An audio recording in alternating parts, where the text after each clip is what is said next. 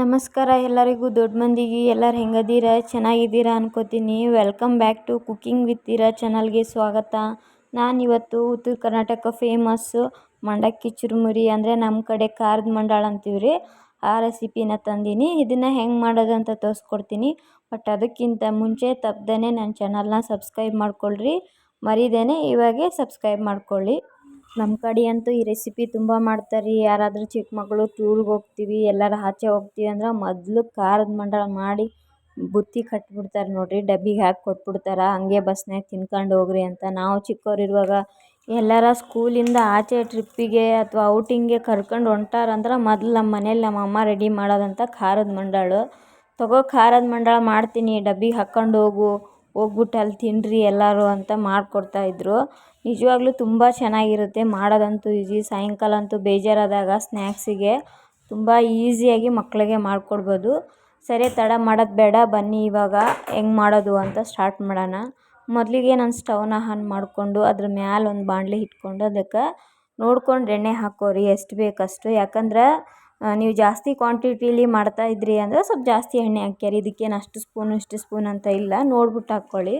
ನಾನು ಅದಕ್ಕೆ ಸ್ವಲ್ಪ ಸಾಸಿವೆ, ಜೀರಿಗೆ, ಒಂದು ಗಡ್ಡೆ ಬೆಳ್ಳುಳ್ಳಿನ ಸಿಪ್ಪೆ ತೆಗೆದೇನೆ ಹಂಗೆ ಸ್ವಲ್ಪ ಜಜ್ಜಿಟ್ಕೊಂಡಿದ್ದೆ, ಅದು ಹಾಕ್ಕೋತಾ ಇದ್ದೀನಿ. ಒಂದು 4-5 ಬ್ಯಾಡಗಿ ಮೆಣಸಿನ್ಕಾಯಿ ಕಟ್ ಮಾಡಿ ಇಟ್ಕೊಂಡಿದ್ದೀನಿ, ಅದನ್ನು ಹಾಕತ್ತಿದ್ದೀನಿ ನೋಡಿರಿ. ಅದ್ರ ಜೊತೆನೇ ಸ್ವಲ್ಪ ನೆಕ್ಸ್ಟು ಒಂದು ಸ್ವಲ್ಪ ಶೇಂಗಾ ಬೀಜನೂ ಹಾಕ್ಕೋತಾ ಇದ್ದೀನಿ. ನೋಡ್ಕೊಂಡು ಹಾಕ್ಕೊಳ್ಳಿ ನೀವು ಎಷ್ಟು ಕ್ವಾಂಟಿಟಿ ಮಾಡ್ತೀರಾ ಅಂತ. ನಾನಿಲ್ಲಿ ತುಂಬ ಸ್ವಲ್ಪನೇ ಮಾಡ್ತಾಯಿದ್ದೀನಿ, ಹಂಗಾಗಿ ಸ್ವಲ್ಪನೇ ಹಾಕ್ಕೋತಿದ್ದೀನಿ. ನೀವು ಜಾಸ್ತಿ ಮಾಡೋಂಗಿದ್ರೆ ಜಾಸ್ತಿ ಹಾಕ್ಕೋಬೋದು. ನೆಕ್ಸ್ಟು ಒಂದು ಸ್ವಲ್ಪ ಪುಟಾಣಿ ಹಾಕ್ಕೋತಾ ಇದ್ದೀನಿ. ಅದೇ ರೀತಿ ಕರಿಬೇವು ಸ್ವಲ್ಪ ಲಾಸ್ಟಿಗೆ ಹಾಕ್ಕೋತಾ ಇದ್ದೀನಿ ನಾನು. ನೆಕ್ಸ್ಟ್ ಅದೇ ರೀತಿ ಒಂದು ಸ್ವಲ್ಪ ಒಣ ಕೊಬ್ಬರಿನ ಕಟ್ ಮಾಡಿ ಹಾಕ್ಕೋತಿದ್ದೀನಿ. ಇದು ನಿಮ್ಗೆ ಆಪ್ಷನಲ್, ಬೇಕಂದ್ರೆ ಹಾಕ್ಕೋಬೋದು, ಬೇಡ ಅಂತ ಸ್ಕಿಪ್ ಮಾಡ್ಬೋದು ನೋಡಿರಿ.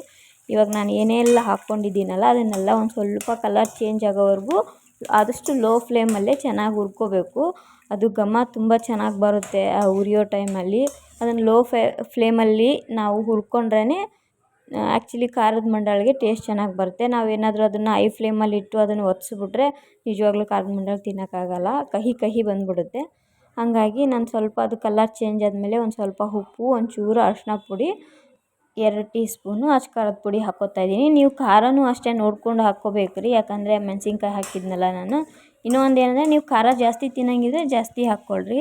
ಅದೆಲ್ಲ ಹಾಕ್ಬಿಟ್ಟು ಒಂದು 2 ನಿಮಿಷ ಬಿಸಿ ಮಾಡಿದ್ರೆ ಸಾಕು. ಅದನ್ನು ತುಂಬ ಬಿಸಿ ಮಾಡೋ ಅವಶ್ಯಕತೆ ಇಲ್ಲ, ಖಾರ ಅರಿಶಿನ ಉಪ್ಪು ಹಾಕಿದ ಮೇಲೆ.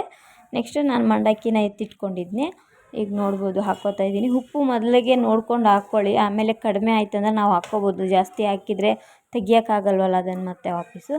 ನೋಡಿ, ನೀವು ಏನಾದರೂ ಮಂಡಕ್ಕಿ ಹಾಕಿದ ಮೇಲೆ ನಿಮ್ಗೆ ಏನಾದರೂ ಸ್ವಲ್ಪ ಎಣ್ಣೆ ಏನಾದರೂ ಜಾಸ್ತಿ ಅನಿಸಿದ್ರೆ ಅದಕ್ಕೆ ಇನ್ನು ಸ್ವಲ್ಪ ಮಂಡಕ್ಕಿ ಹಾಕಿ ಮಿಕ್ಸ್ ಮಾಡಿದರೆ ಆ ಎಣ್ಣೆ ಎಲ್ಲ ನೆಕ್ಸ್ಟು ಹಾಕಿರೋ ಮಂಡಕ್ಕಿಗೆ ಚೆನ್ನಾಗಿ ಮಿಕ್ಸ್ ಆಗುತ್ತೆ. ನೋಡ್ಬೋದು, ನಿಮ್ಮ ಮಕ್ಕಳೆಲ್ಲ ಆಚೆ ಕಡೆ ಔಟಿಂಗ್ ಹೋದಾಗ ಇಲ್ಲ ಸಾಯಂಕಾಲ ನಿಮಗೆ ಬೋರ್ ಆದಾಗ ಈ ಥರ ಈಸಿಯಾಗಿರೋ ಕ್ವಿಕ್ಕಾಗಿರೋ ಸ್ನ್ಯಾಕ್ಸ್ ಮಾಡ್ಕೋಬೋದು ರೀ. ನಿಮಗೆ ಗೊತ್ತಿರುತ್ತೆ, ನಾನು ಹೇಳಬೇಕಾಗಿಲ್ಲ ಉತ್ತರ ಕರ್ನಾಟಕ ಕಡೆ ಮಂಡಕ್ಕಿ ಚುರುಮುರಿ ಖಾರದ ಮಂಡಾಳ ಎಷ್ಟು ಫೇಮಸ್ ಅಂತ. ನೋಡಿರಿ, ಎಲ್ಲ ರೆಡಿಯಾಗಿದೆ. ಇದು ಏನು ಮಾಡೋ ತ್ರಾಸೇ ಇಲ್ಲ ರೀ, 5 ನಿಮಿಷದಾಗ ಆಗುತ್ತೆ ನೋಡಿರಿ. ಏನು ಮನೇಲಿರೋ ಐಟಮ್ನ ಯಾವುದು ಕಟ್ ಮಾಡೋದಿಲ್ಲ, ಯಾವುದು ಬೇಯಿಸೋದಿಲ್ಲ. ಸುಮ್ಮನೆ ಎಣ್ಣೆಯಾಗ ಹಾಕ್ಬಿಟ್ಟು ಒಂಚೂರು ಕರಗಿಸ್ಬಿಟ್ಟು ಮಂಡಕ್ಕಿ ಹಾಕಿ ಸ್ವಲ್ಪ ಬಿಸಿ ಮಾಡಿ ತಿರುಗಿಸಿದ್ರೆ ಸಾಯಂಕಾಲ ಅಂತೂ ಟೀ ಜೊತೆಗೆ ಈ ಮಂಡಕ್ಕಿ ಚುರುಮುರಿನ ಇಟ್ಕೊಂಡು ಟೀ ಜೊತೆ ತಿಂತಾಯಿದ್ರೆ ನಿಜವಾಗ್ಲೂ ಮಜಾನೇ ಬೇರೆ, ತುಂಬ ಚೆನ್ನಾಗಿರುತ್ತೆ. ಮನೆಯಲ್ಲೇ ತಪ್ಪದೇ ಟ್ರೈ ಮಾಡಿ. ಬಟ್ ಅದಕ್ಕಿಂತ ಮುಂಚೆ ಯಾರೂ ಮಿಸ್ ಮಾಡ್ದೇ ನನ್ನ ಚಾನಲ್ನ ಸಬ್ಸ್ಕ್ರೈಬ್ ಮಾಡ್ಕೊಳ್ಳಿ. ಹೊಸಬ್ರಾಗಿದ್ದರೆ ದಯವಿಟ್ಟು ನೀವು ವಿಡಿಯೋ ನೋಡ್ತಿದ್ದಂಗೆ ಸಬ್ಸ್ಕ್ರೈಬ್ ಮಾಡ್ಕೊಳ್ಳಿ, ಲೈಕ್ ಮಾಡಿ, ಶೇರ್ ಮಾಡಿ, ಹಾಲ್ ಅಂತ ಒತ್ತಿ ನನ್ನ ವಿಡಿಯೋ ಫಸ್ಟ್ ನಿಮಗೇ ಬರುತ್ತೆ. ಮತ್ತು ಕಮೆಂಟ್ ಮಾಡಿ ಹೆಂಗೆ ಬಂತು ಅಂತ ಮನೇಲಿ ಮಾಡಿಬಿಟ್ಟು. ಥ್ಯಾಂಕ್ ಯು ಸೊ ಮಚ್ ರೀ ವಾಚಿಂಗ್ ಮೈ ವಿಡಿಯೋ. ನೆಕ್ಸ್ಟ್ ನಿಮ್ಗೆ ಇನ್ನೊಂದು ಒಳ್ಳೆ ರೆಸಿಪಿ ಜೊತೆಗೆ ಮುಂದಿನ ವಿಡಿಯೋದೆಲ್ಲ ಸಿಗ್ತೀನಿ ರೀ. ಬಾಯ್, ಥ್ಯಾಂಕ್ ಯು ಸೋ ಮಚ್.